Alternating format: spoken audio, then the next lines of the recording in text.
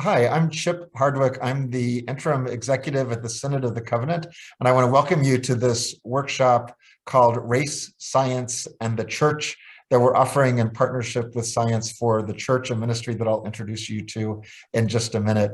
I'm so glad all of you are here. Those of you who are here in person, welcome. Those of you who will be watching this later through our YouTube channel, welcome. We're glad that each one of you is here, and we're glad that all of you is here. I'm going to give you a heads up on just a couple of things that are going on in the life of the Synod before we move into the presentation. So I'm going to share my screen so you can see what's going on. And Diane or Greg or Stephen Bruning, do you see the slide? Yes. Thank you very much. So the first thing that I want to let you know about is actually a little overdue, but we'll let you have a little grace period if you're interested in participating. This is specifically for pastors and for commissioned ruling elders. These journey groups are small groups of 5 to 7 pastors or commissioned ruling elders that will be facilitated by a leader-wise psychologist. And the goal of these groups is to help participants gain resilience. You know, it's a really difficult time to be doing ministry right now as a full-time vocation or as a part-time vocation. And so we want to give you some extra support. If you'd like to participate in these, you can find information on our website. As I said, the deadline was yesterday to sign up, but we'll give you a grace period to today if you could let us know still today. There is a $100 fee for participants. The rest of the cost is covered by your presbytery and your synod. These groups will meet one time a month from March through November at a time that is set up by the participants in the group. So I hope you'll consider taking part in those. I also want to let you know about our monthly preaching workshops that are the first Wednesday of each month from 10 to 11:30. I'll be leading the one in March on stretching into prophetic preaching. Angela Hancock from Pittsburgh Seminary will lead the one in April, preaching in polarized times. There's some boundaries trainings coming up. There is introduction to boundaries training. If you have not taken a leader-wise boundaries training before, which is what we offered last year, this would be one that you could take advantage of. Whether you're required to do it by your presbytery or not, it could be helpful for you. If you did participate in last year's, you might want to participate in the advanced boundaries training that is in May. And then we'll also have a healthy church boundaries training in October. The first two are geared more for individuals, how to have healthy boundaries, while the last one is to help churches set up policies which lead to healthy boundaries for the individuals doing ministry there. One more quick announcement is that we have higher education scholarships for Christian leaders. Those applications are available now. These are for students who are in associate's programs, vocational schools, undergrad, or their first theology master's degree, and they are for up to $1,500. The applications are due by May 15th of 2022, and you can find them on our website as well. Speaking of that website, here it is, synodofthecovenant.org. You can also sign up to receive our newsletter to learn about opportunities like these. You can find and follow us on Facebook or contact or watch us on YouTube. This event and hopefully next week's event also will be on our YouTube channel. If you have friends or colleagues who you would like to point this to, we'd be glad for that. And here's my phone number and my email address if you would like to get in touch with me for any reason. Now I want to introduce this great program for today called Race, Science, and the Church. I have been looking forward to this for so long. I'm really grateful to this organization, Science for the Church, and how they are going to help us think about issues of structural racism and bigotry in a new and important way. Science for the Church is an organization which has staff far-flung across the country, and they work with scientists and churches to help people live more faithful lives by engaging the sciences. I'm going to introduce our first speaker from them, and he will introduce his colleagues. I want to introduce you to Ed Rosado. He is the engagement coordinator of Science for the Church. He's also an adjunct professor in theology at Nazarene Bible College and European Nazarene College. He's been the lead pastor for over 20 years and multicultural congregations in Pennsylvania, Puerto Rico, and Washington. He went to Syndicate Nazarene Bible College and Olivet Nazarene University, and has received a PhD at the Inter-American University of Puerto Rico. He's also almost completing a second doctoral degree, an EDD. So if you have ever wanted to meet somebody with 2 doctoral degrees, today's your chance, Ed Rosado. So Ed, thank you so much for being here, and welcome, and thank you to you and your group for this ministry. Thank you, Chip. As I said yesterday, it's overrated. It's more work than you always want to attempt, but hey, it is what it is. Hello, friends, and welcome to Race, Science, and the Church. As Chip just explained, we are the Science for the Church team. And today's discussion, we will be guided by our co-directors, Drew and Greg. Drew has extensive experience engaging science and religion through his work with JTF as a consultant and with Science for the Church.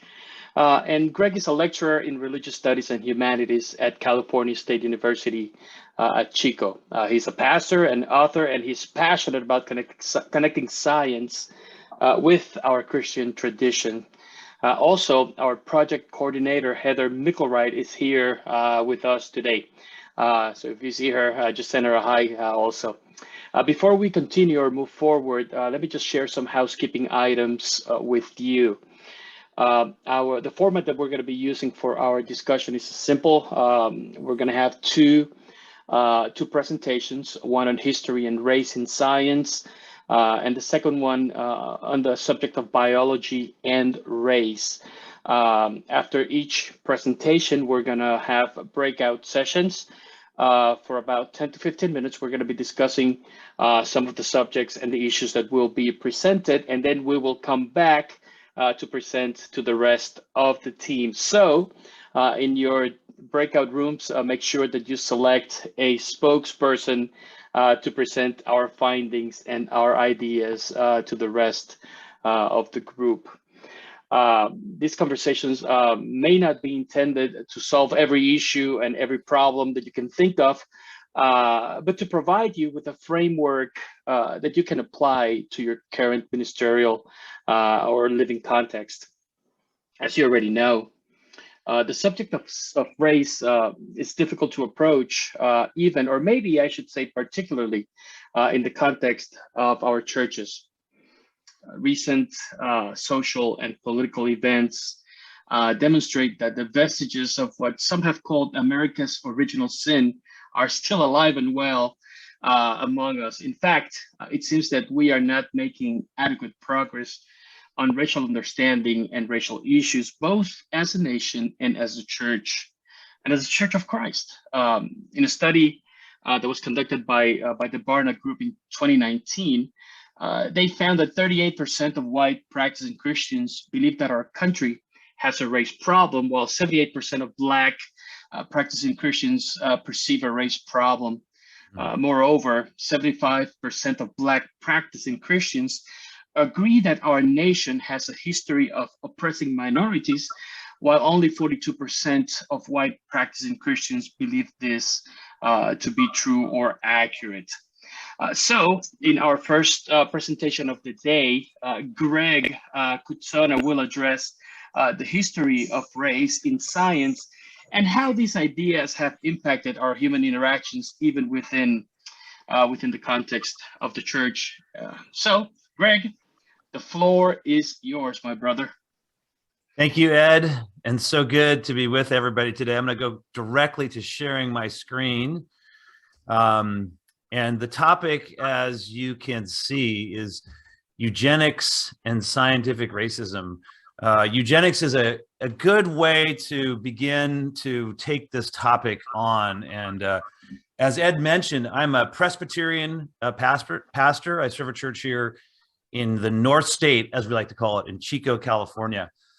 A couple of images from eugenics, a meeting in the eugenics building, a flashing light display that would tell people what America needs more of. In other words, people who are preferable for the United States, and what America needs less of, who are a burden to others on one side of the screen. I wanted to just do a quick question for you. Maybe you can do raising of hands in this. If you were to say you have a basic understanding of eugenics, raise your hand. And you know, the raising the hand function is in your little bar beneath your screen. So I believe, right? Is that right, Heather? I think so. So yeah, go ahead and raise your hand. Let me see how many people feel have a good sense of eugenics. I'll be honest, when I first started doing this work, I did not have a very good sense of eugenics. Okay, so we got a number of people. Good. Well, if I assume some knowledge, that will be the reason I do so. So here are the 3 big takeaway points for today. Eugenics is one key form of science-based or scientific racism. Secondly, eugenics particularly flourished in our country between 1880 and about 1930. Though, of course, that didn't mean that racism ended or science-based racism ended. I'm talking about this particular form of science-based racism. And what I will make some reference to is that eugenics may be returning in new forms with particular genetic technologies like CRISPR-Cas9, but not limited to that by any means. And the third is perhaps one of the most surprising things, that eugenics was supported by religious progressives during the progressive era, during the fundamentalist modernist split, et cetera, et cetera. So for me, that made this whole, because I'm in a mainline denomination. I don't stand on the fundamentalist side of the fundamentalist modernist split. That was a surprise and something of concern. So again, a key form of scientific racism, it may be returning, and eugenics was supported by religious progressives. So over the past few years, I was working on a book called Negotiating Science and Religion in America.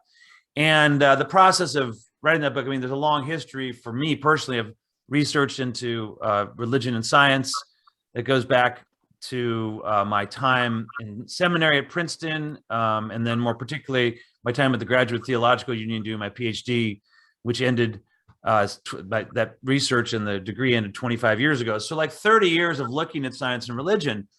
But when I started writing about this history of science and religion in our country, and by the way, sorry for that typo, it's in America, not in American. What blew me away was the ongoing presence of racism in science and religion, and particularly this expression of racism in the eugenics movement. So Francis Galton, an English scientist, coined the term eugenics in 1883. It comes from 2 Greek words, good and birth. And since I know a lot of you are trained Presbyterian pastors, a little Greek exegesis is always a good thing for any day. So it's good birth, right? You and Genesis or genetics. And it's got 2 basic forms according to the Oxford Dictionary of Biology. You can read it there, but it's worth putting out there in just to make sure we have a clear definition. It's the study of methods of improving the quality of human populations by the application of genetic principles. So there's 2 sides. Positive eugenics does this by selective breeding programs, a strategy that is generally deemed reprehensible. Negative eugenics aims to eliminate harmful genes, in other words, those causing hemophilia and colorblindness, by counseling any prospective parents who are likely to be carriers. Now, that's a contemporary definition. We're going to see in some ways how negative eugenics also has some pretty reprehensible expressions. For most Americans, I would say, and perhaps you who've studied eugenics, this is not a surprise, but for most Americans, it's hard to fathom that eugenics was seen as good science. So maybe I want to draw this a little bit more clearly. We believe and have found at Science for the Church that when churches church congregations engage with science, they grow spiritually. We love science. We love the discoveries of science. We celebrate the way that Christians in the sciences have contributed so much to the betterment of humankind, the eradication of disease, important discoveries, very recent, that are recently so important with COVID and response to COVID, the COVID pandemic. With all that said, it's important also to take in the way that science has fallen prey to racism, and particularly in this point did fall prey to that. Eugenics was seen as good science for almost half a century. And I saw a couple hands raised, but I'd probably put your questions in the chat and we can perhaps look at those toward the end of the time that I'm presenting the slides. So here's a really brief history of eugenics in the United States. As I said, started about 1880, went to about 1930. The thrust behind it was to bring about a more Northern European America. So I imagine that this particular idea of a Christian America, a Protestant Northern European America, should sound like ancient history, but of course those lines continue to this day as well. Now, in the heyday of eugenics, science, quote, discovered that some were feeble-minded and therefore undesirable. This led to family members being carted away against their will and sterilized, often along racial lines. In fact, specifically 27 states sterilized 60,000 people against their will, as Edwin Black describes in the book you see to your left, War Against the Weak. This is not some sidebar thing. This was supported by some of the leading institutions of our country, Cold Stone Harbor Research Center, Harvard, Stanford. Funding was given by our government. Theodore Roosevelt, our president, said, quote, "The failure of couples of Anglo-Saxon heritage to produce large families would lead to race suicide." So this eugenics was mapped on with racialized rhetoric. Additionally, a famous pithy statement by Supreme Court Justice Oliver Wendell Holmes in a famous 1927 decision that ruled that forced sterilizations of the handicapped did not violate the Constitution. He said this, quote, "3 generations of imbeciles are enough." So we can see how eugenics is wound into our country and also wound in with race. And that's, of course, the particular topic we're talking about today. And here's where I think a working definition of racism comes in. This is the one that I'm using, quote, "The belief that race determines human traits and capacities, thus producing an inherent superiority of a particular race," end of quote. So here I want to then look at scientific racism and eugenics. So science, again, we celebrate it. We love it at Science for the Church. And many of you, I'm sure, celebrate science or you wouldn't be on this particular Zoom class today or the Zoom meeting or the Zoom conference, however you want to describe it. But science is not culturally neutral. And that is hard for me to say, but it is really important to take in. It's also been part of the problem of racism. A recent article in the New York Times quoted Fermi National Accelerator physicist Brian Nord, who said, "Racism in science is enmeshed with the larger scheme of white supremacy in society." So there have been, several conferences over the years that Drew and I and Ed and Heather have been a part of, and other people on our team. And we've, some of them addressing science and race, some of them not even addressing it, have brought out that when many people hear the word science, they don't think of like atom colliders, petri dishes, disease, discoveries about disease only. They think of racial and cultural oppression as well. Many remember the famous Tuskegee study of untreated syphilis in the African-American male. And I'm sure many of you know this, but let me just make sure that the facts are out there. Black men infected with syphilis were told they were receiving free medical treatment, but instead they were simply studied as specimens without their knowledge. And I did say that eugenics lasted until the 1930s, but here, this particular study went from 1932 to 1972. And it was supported by what is now the National Institutes of Health. So you can understand also why many communities in our country have a difficulty trusting our governmental agencies. And why pick Black men? Because the scientists consider them racially inferior and therefore expendable. So I want to double check and make sure I'm at my last slide. I'm going to bring a vision of God and some questions to you. But I want to just put out there one more thing that's not in the slide that I had to cut out. So, and this would be an interesting discussion if you want to pick it up, that in the famous 1925 Scopes trial, back to the progressives, it was the progressives who were pushing eugenics in the famous book that Hunter wrote, Civic Biology, that was part of the Scopes trial that John T. Scopes was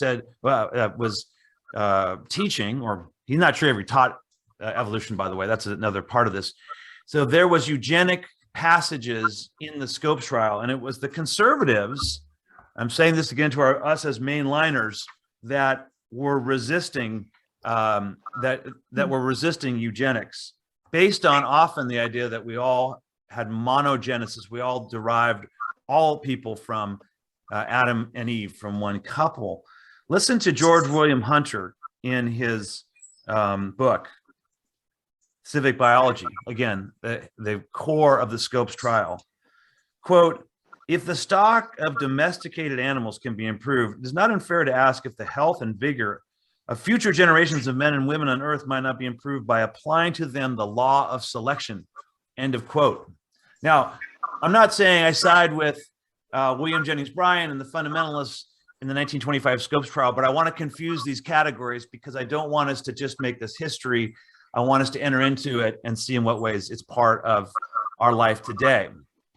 So sometimes, zooming to 2022, I shudder when I ponder what will happen with the genetic technologies we know, in particular the power of CRISPR-Cas9 gene editing, which, as the former head of the National Institutes of Health and leading Christian voice in science, Francis Collins, said, CRISPR can be done by a high school student in a garage, and that should scare us. Because whenever we're affecting our genetics, we're affecting it toward something, toward some vision. And what is the vision of the right human being? That's a question that will certainly be answered with racist, along racial lines or racist lines, depending on the person who's answering, among other things. So why do I care? Why should we care? Why is this important? You know, I am a white Christian. Why should I care? And I think one of the things that we bring as Christians, which is significant to this conversation and different from what I bring when I talk about this and work with this, I'm in conversations at California State University, Chico. We believe, among other things, that God created us in the divine image, everybody. And we also, so like our beginning point, but also our eschatological point. And I love that vision from the book of Revelation. There was before me a great multitude that no one could count, from every nation, tribe, people, and language, standing before the throne and before the Lamb. Every nation, every ethne in Greek, every tribe, people, and language. And as we'll be covering, you know, the idea of race has changed a great deal. It's a very fluid category, but this is the way the Bible says that all people, all races, tribes, tongue, colors, etc. And for the purpose of this particular presentation, that is the vision of God. Racism is sin, and it subverts the eschatological vision for a flourishing humanity. All right, I'm going to give you my final questions. These will be put in the chat for y'all when we go into breakout rooms. I have a number of questions. I always have a lot of questions because I figure you decide which one you want to talk about. And if you don't like any of the questions, pick another one, right? But what's one thing you learned about eugenics in the United States in this presentation? And what came to mind as you encountered this history of eugenics in our country? Would you state, how would you state what's wrong ethically and scientifically with eugenics? What biblical texts connect with the idea of eugenics? Where do you see the possibility of a redo of eugenics today? And most importantly, the question we're going to keep asking is, how does this presentation help us to address racism in our congregations? So I'm going to see if there's any questions that I can answer quickly. I don't see anything in the chat. I think I did see Carmen's question. Is it based on the lie that there is such a thing as race? I'm going to defer that question primarily till later, except to say that we're looking at whether race it can be upheld as a biological category, and I think really present the idea that race is a cultural category. But as soon as I say that, that means that doesn't mean race isn't important. Just because it's not biology and it's culture instead doesn't mean it's important. But there'll be much more to say about the correlates of biology and race a bit later. If there's any other quick question I can answer, let me know. Otherwise, I think I'll direct it over to Heather from the Synod to create our breakout rooms. Is back in the room, and I'm going to open up the discussion of our breakouts, or the breakout reports back to the group. I believe that there were 4 groups, so why don't we go in order? The scribe for group number 1, please briefly share with us your findings. We failed and did not have a scribe, although we did have a good conversation. And I wonder if anybody from group 1 wants to share anything from our conversation. What did you hear that was interesting in our conversation, group 1? Just one person.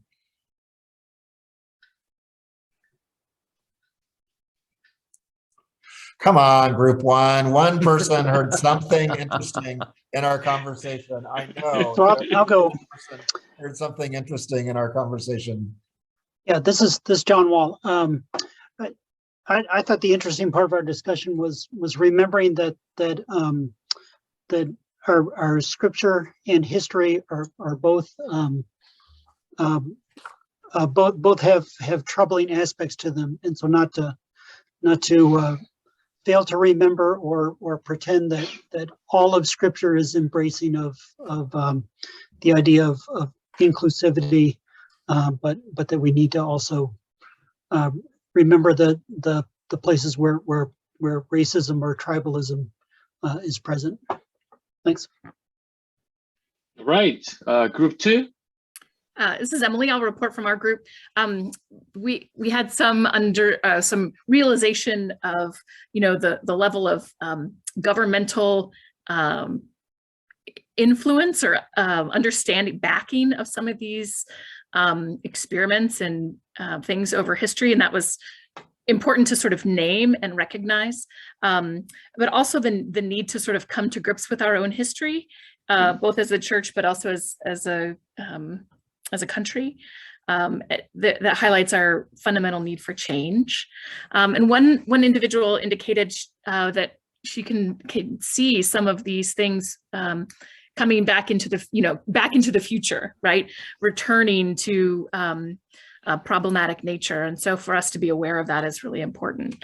And that we also bring our cultural norms and organizations that we may be a part of. We highlighted sort of how medical schools over time have brought their own cultural norms to the way that they seek out new students and train new students, and important to recognize that there's a risk in that of perpetuating one's own cultural norm, and how the medical system can do better and is trying to do better. That's it. Excellent. Group 3. I was in group 3, so I suspect we like Chip didn't necessarily assign anybody, or maybe they did before I came in because I was a little late in coming in. Is it okay if I report for our group 3? It's okay. Anybody else want to? Well, just to say, we spent a bit of time, because I didn't know people, getting to know one another, which was interesting, and we had a nice, I think, expanse of where people are in serving the church, which was really great. I think what I heard that we were working with is, to what degree does race have positive, to take on race, to what degree does it have a positive way of helping? In other words, sometimes in medicine, we see particular medical therapies related to particular races or concerns that are brought up with, I think Stephen brought that up. Is that right? Yeah, Stephen, who had worked in the medical profession, or maybe perhaps still does.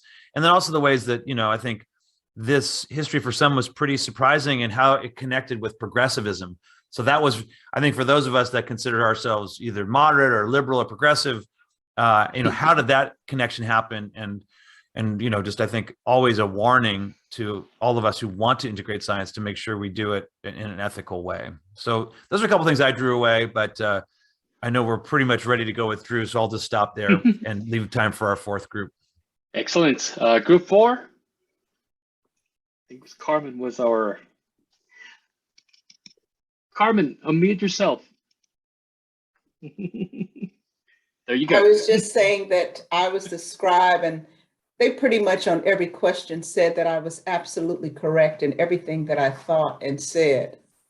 I'm kidding, y'all. I'm kidding. They did not. But one of the things we talked about was what we could do in our individual congregations in addressing this.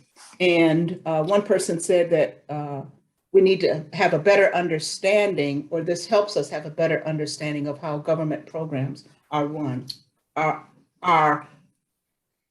how government programs can be the source of negativity for certain populations. In other words, you can understand why Black folks don't trust the CDC or hospitals or the WHO because of so many different Tuskegee-like stuff going on, and how we would not, just accept without questioning the medical care offered.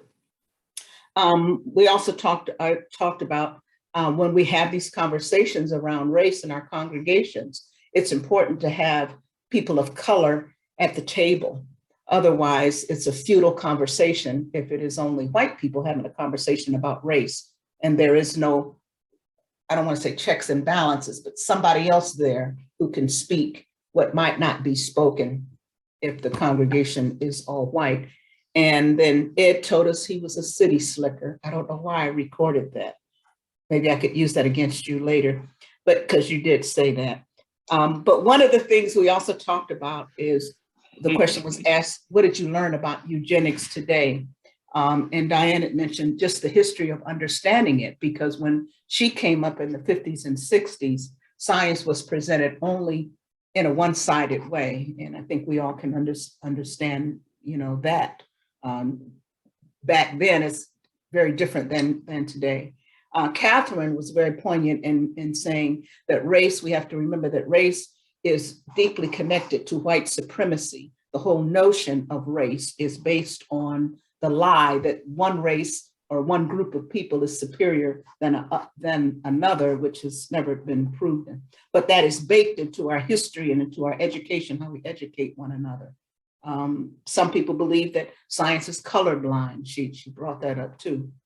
And Ed brought up the fact that we look at history from the perspective of the victors, which makes it easy to cancel everybody else's history. I think I got that right, Ed. I might be saying that wrong, but I thought that was a poignant point. And then how racism, eugenics is a part of our racial understanding. It erases one history while only lifting up another one. I must have been listening too hard, because I think I messed that up. No, Ron made the point that we can't simply just move on. So many times we hear people say, well, can't we just, like Rodney King said, get along? Yes and no. Ron mentioned that we can't just move on. There has to be a reckoning. There has to be some kind of reconciliation that happens. When we reckon with, this is the history that we have, this is the history of what we've done, and we have to teach that, and teach that it was wrong. It's still part of our history. And I just wrote a side note. I pray reckoning leads to redemption. But I think Well, that was Hey, kind of- it's great. Thank you for such great insights into your discussions. I'm afraid that we can spend the rest of the day just talking about the subjects and the issues and the ideas that came around our tables in our breakout rooms, but we just don't have that luxury. So we're kind of moving forward to our second time of discussion, second presentation. And I just want to turn it over then to Drew Rick Miller. He's going to share with us some ideas around the areas of biology and race. Drew, floor is yours. Thank you very much. I'm going to share my screen here. Give me 1 sec to get things situated.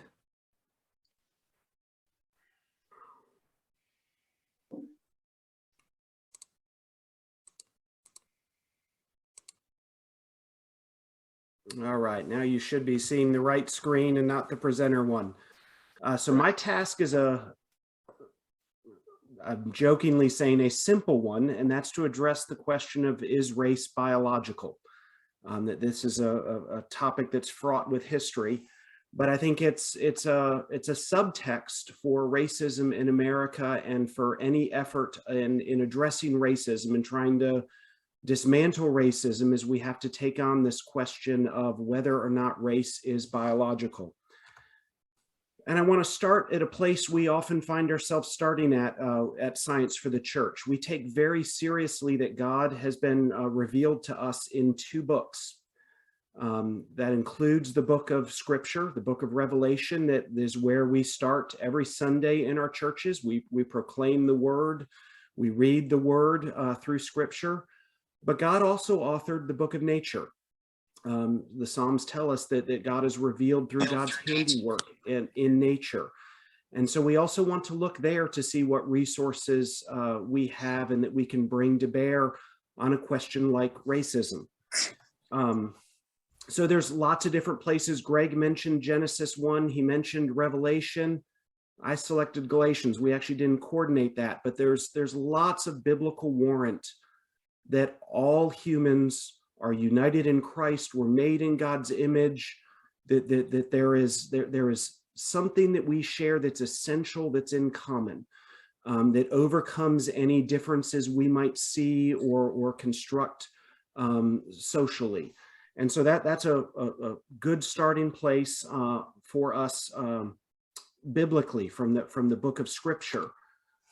Where I want to spend most of the time the next few minutes is looking at what the book of nature has to offer.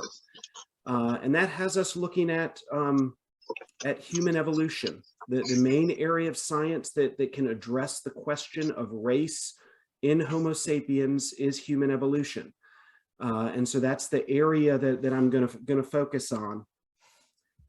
I want to make a quick reference back to kind of Greg's subject matter, and that is, since before the time of Darwin, the early forefathers of science, and they were sadly almost entirely fathers, lived in cultures, lived in societies that assumed race was real and that it was something natural or biological. There's something inherent that differentiated the races.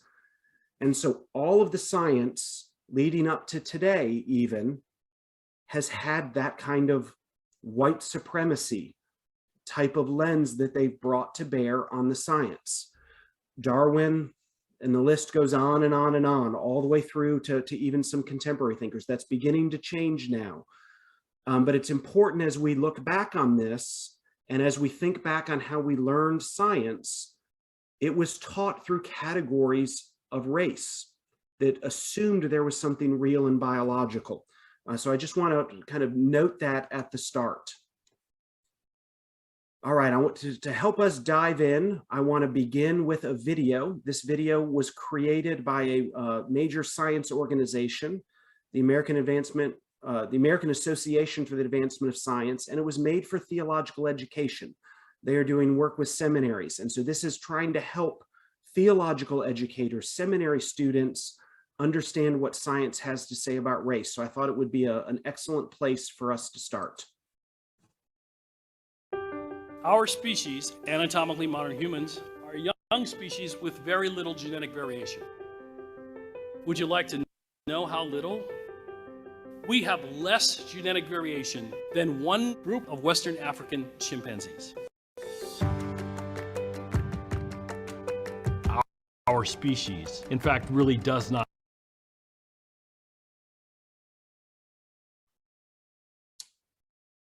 And of course, the technology freezes up whenever you're doing a science and faith presentation.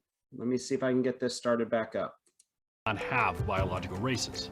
So humans present this conundrum. Science helps us in saying race, right?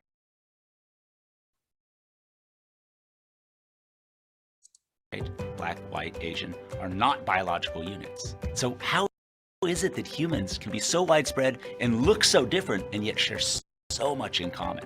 That's a huge challenge for science to figure out, because that's not the typical pattern for mammals. My job as an educator is to understand the ways in which race is real and the ways in which it's not real. It is a lived experience. It does have impacts on our biology, but it is not biology.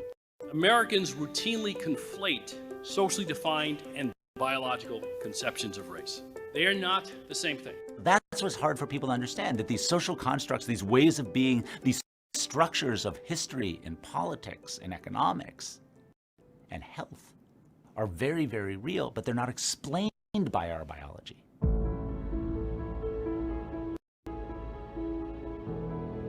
Science certainly has been responsible for some of the ideas that we have about race, about thinking about human difference, some that have particularly been damaging to many communities. So I think science has both a role and a responsibility in mitigating that damage.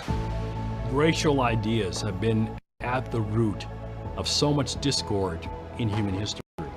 Their science was filtered through a racist, colonialist bias that they had doing the work. The tragedy of our past racial thinking is that we have taken what are essentially superficial physical traits and we've imputed great significance to them. So understanding the science behind human variation allows you to dispel the myth of race. Now genetics has become a tool where we can explore distant relationships. It can upend the narrative and really cause us to question what we think we know. When we dismantle racist concepts, it makes it a whole lot easier for us to be able to view other human beings as precisely that. People who have the same aspirations as I do. Once you've dispelled the biological underpinning for inequality in this country, you're then faced with a political, historical, and social reality. And as a moral and ethical imperative, you have to deal with that. And that's why it's so hard to teach race and racism, because people don't want to deal with how messed up we are and how hard it is to get out of this hole we've dug for ourselves.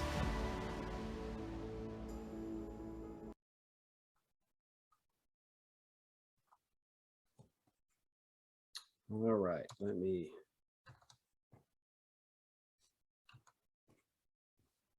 Give me 1 sec here. My slide is not advancing.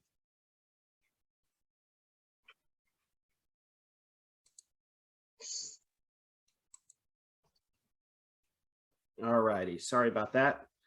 So I think the video is going to be shared in chat. We're also going to give you a resource list. I understand that may have been hard for many to follow. It was jumping around and skipping on my screen as well. But what I want to do with my remaining time is unpack some of the ideas that were offered there. And so one thing that you, if it was clear during that point that you heard, was that that genetics plays a major role here. Much of the change in how race is understood biologically is the result of genetics. And many of you have heard data that compares humans to other species, how much genetic similarity we have. I think the important one, the place where the book of nature agrees readily with the book of scripture, is that all humankind, all Homo sapiens, no matter what variation exists among us, we share 99.9% of the same genetic information. So only 1 part in 1,000 accounts for all the variation we see across our species. So there's remarkable similarity. That alone, which is rare in the animal kingdom, to see that much similarity suggests race is not biological. Let me take that a step further. Think quickly. You see 3 pairs of different species here. Where do you think is the least genetic diversity between these pairs? Is it the penguins, the chimpanzees, or the humans? Well, if you heard correctly in the video, if it wasn't muddled at that point, there was a reference to the fact that, on one population of chimpanzees in Western Africa, there's a lot more genetic variation than there is between every human on this planet. And as the same, the penguins are even more genetically diverse.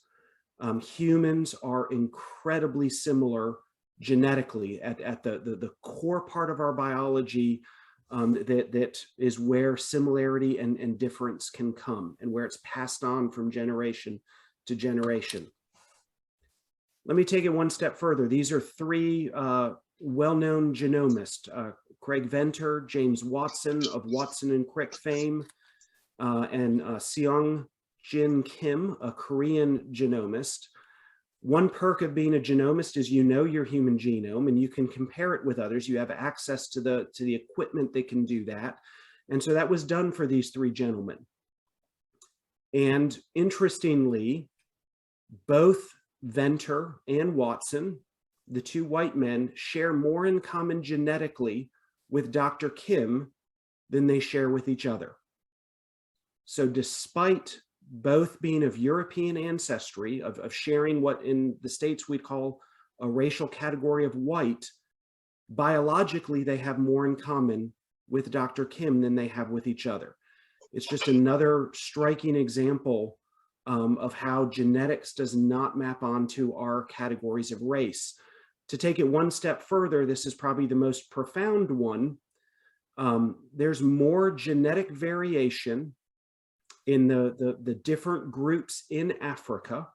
So people that we would, by our racial categories, classify as Black, there's more genetic variation among them than in all the other peoples of the world combined.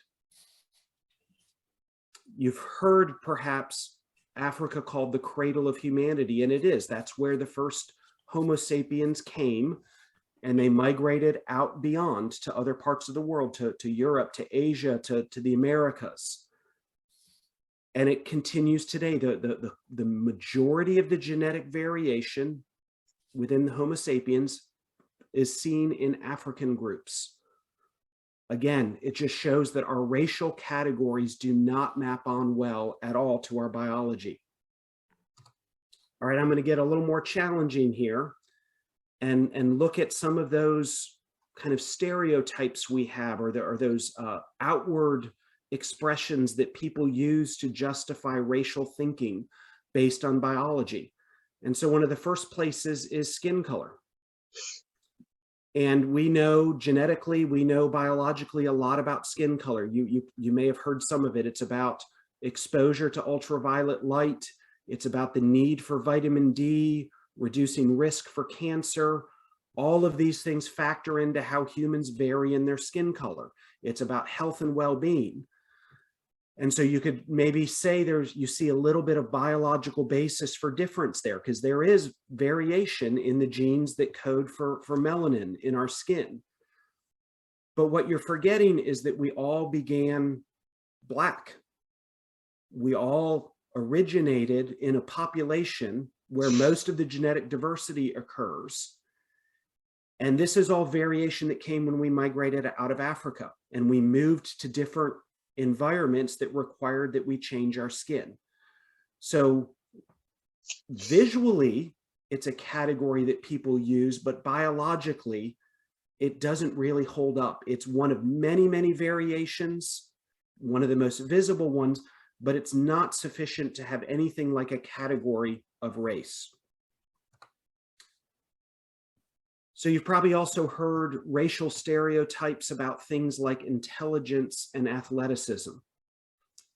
And again, these are areas where the biology simply does not support it. Every people group has a diversity. Every race, to use the language we have in the United States, has a variety of abilities of all sorts: athletic, intellectual, emotional, everything. We all have a wide range. And more so than biology, instead of biology, it's really culture that determines these things. Just think for a minute, think of different sports. Think of the NFL, of football. Think of basketball, the NBA. Think of hockey, the NHL.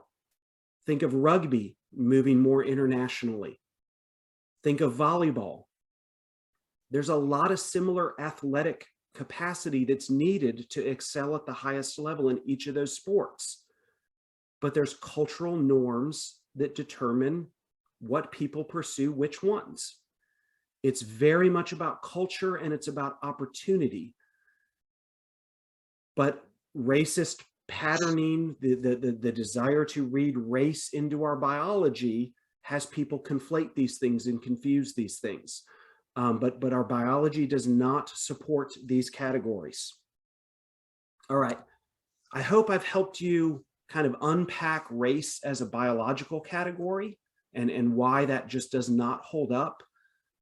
Let me offer one final comment on race as a social construct, as a cultural construct. And so I've got two daughters that are playing basketball right now. So I have basketball on my mind. So here's a group of Brazilian young women after a basketball game or a basketball practice.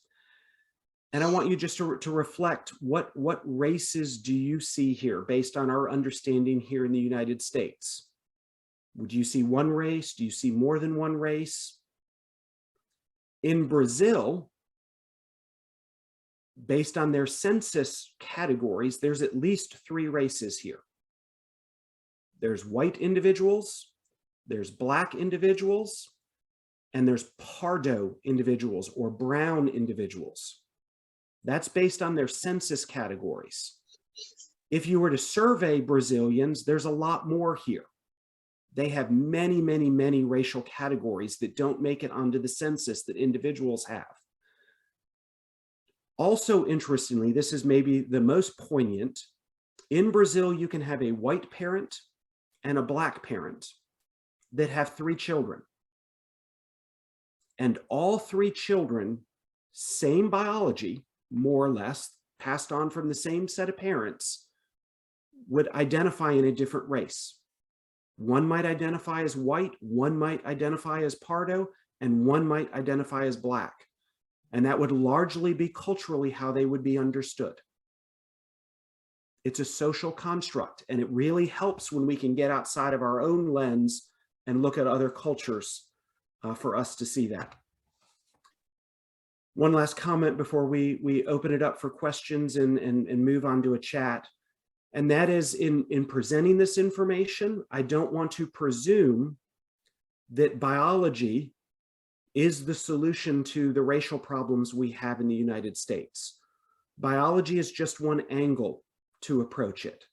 We have to look at history. We have to understand the cultural, the religious, other scientific, the economic, the political. Race is embedded across everything. It's not just about disproving race as a biological category. So I don't want anybody to get that impression from this presentation. But what I will say is that in my experience, the perception that race is biological is really strong. And for many people, it's part of the root of their racial beliefs and understanding.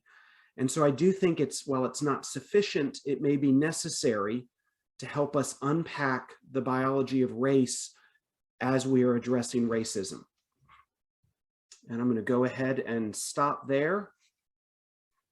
And Ed, are we going to do questions? Are we going to breakout? Where are we headed next? Interest of time. I'm sorry. I think that on the interest of time, we can take one question if it's here and then go to our breakout rooms. Let me also just add, we're going to collect resources. I may have mentioned this. and distribute those at the end of our time next week, Next week. so that you have some links and some books and some videos, including the video I showed, that you can spend your own time with it, that can go deeper on some of the things that we're presenting.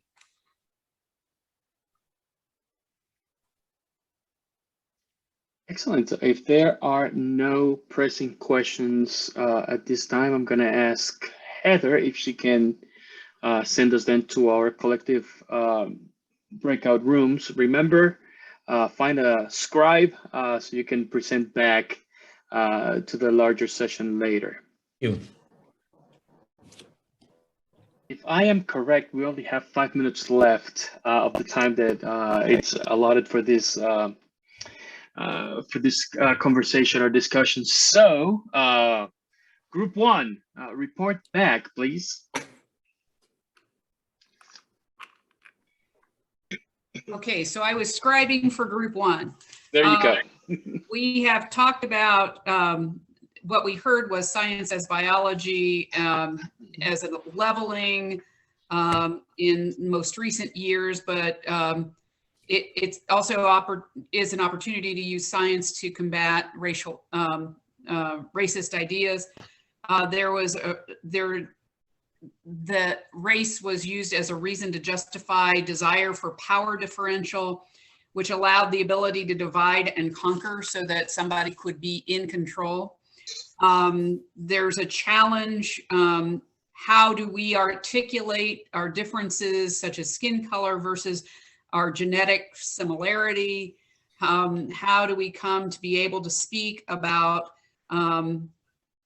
those things? That's a struggle. I think that's ongoing.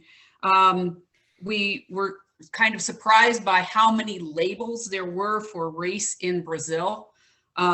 We talked about the difficulty in keeping up, particularly some of our older folks, keeping up with differences in languages, overcoming the history that they have lived and is ingrained in their beings. And the reality that many people of color are far more intelligent than some folks that we all know who are Caucasian. And still, there's this understanding that we kind of have to check ourselves and recognize that that's real. And then we also started delving into the idea of the caste system in other countries, and that knowledge in and of itself doesn't change in a culture without diversity. That's great insight, Deb. Great insight. That was a good discussion. Group two. I'll report back. Lots of discussion about sort of our some experiences in various parts of the country and sort of recognizing the differences of interactions, intercultural interactions in various parts of the country. Also coming to grips with, you know, how, as the professor in the video said, you know, how deeply screwed up we are, and reckoning that from our very beginning, right? The very founding of this country. And we as the church sort of figuring out ways to engage with that. And also Marianne had indicated right at the very end, sort of like it's bigger than ourselves, you know, and I just, to piggyback on what she had said, but it can begin with us, right? To have interactions to make those changes. Greg, did you assign a scribe to group three? I tried to, but it came back to me once again. So there you go.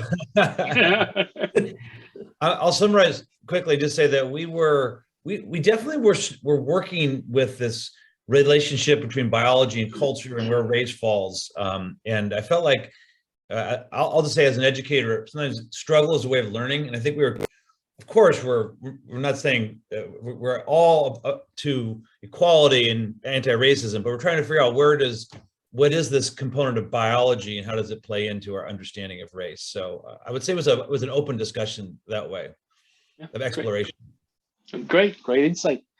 And group four, I think that Carmen also decided to take that hat of our scribe, and she's looking perplexed. You need to unmute yourself. I only did it because I was taking notes. But There you go. one of the things that came up in our group was Diane made the point that, particularly speaking of Appalachia and Virginia and Kentucky, that you are identified based on where you live, your region, and your family, and not necessarily on your race. People are identified and evaluated more than just race, I guess as we're using the term. And Jeanette made the point that it is human nature. She didn't say this, and I hope I'm putting this back out right. It's almost like there's a hierarchy of color, that certain people believe that they are at the top by virtue of skin color. God, I hope I'm not messing that up. And how we look for things to divide us that, you know, we typically shouldn't, but we look for ways to divide us so that somehow makes us, I think, feel better or superior. Yeah. Thank you, Carmen. Again, all this insight is really significant, and I'm pretty sure that it's going to help us in approaching our congregations and the communities that we are serving. Next week, we will continue our discussion. I think it's February 23rd, Wednesday. Yeah, the 23rd, Wednesday the 23rd, and we will have more information. Before I turn it back to Chip, I want to make sure that you know that Science for the Church is available to you. So if you want to have us at your congregations, either to preach about science and religion, or teach a class, or just consult as consultants about some issues that you may be wanting to address, we are available to you. Go to our website, scienceforthechurch.org. And send us an email, and we will be more than happy to engage with you and your congregations in whichever capacity you want us to engage with you. Chip, I'll bring it back to you. Thank you for your participation, everybody. Yes, thank you, everybody. I'm so glad this has been just as interesting as I hoped. And I am grateful for all of your participation. We will come back next week at the same time, 12 o'clock to 1:30, a week from today. Invite other people. I think that Science for the Church, our partners, would be glad for people to join us. So invite your friends and colleagues, people from your church. I put the link in the chat, and you can also find it in our website. So thank you so much for attending today, and we'll see you next week. Thank you, Greg. Thank you, Drew. Thank you, Ed, very, very much. God bless you. Thank you. Bye-bye. Yeah.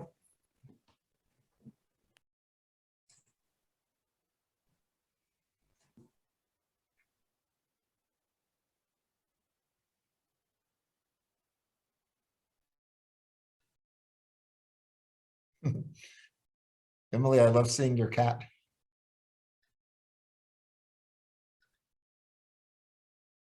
So you managed to keep queso and salsa out of the room?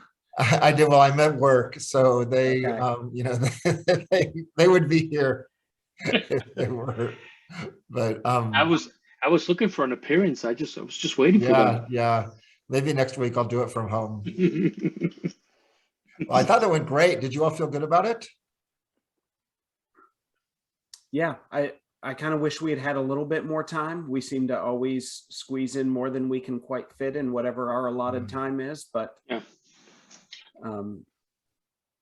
Other It's than good to that, leave them wanting I felt like more. it went pretty well. Yeah, I felt like people were very engaged. In my small group, they were very engaged. I don't know if you all had the similar experience. I think the small group Greg and I were in struggled a little bit.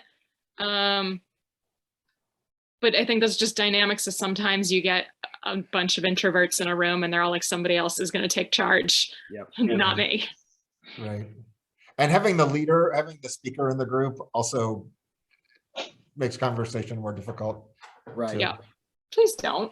It was definitely clear that people were engaged, and I was really impressed that the attendance was stable across the whole event. With other events that we often see a drop off, and even the people who had to leave actually told us, like, I'm so sorry, I'm going to another meeting. Yep. Right. Yeah. I thought it was great, and I learned stuff. which I was glad to learn. And so I think it was a big success. I will, I'll send an email to them asking them to invite friends Okay. to the next piece. So maybe we'll get some more Do registration. if you can pause on posting it. I want to just confirm with AAAS that it's okay to share the video in that context. I don't expect there to be a problem, but I'd rather check with them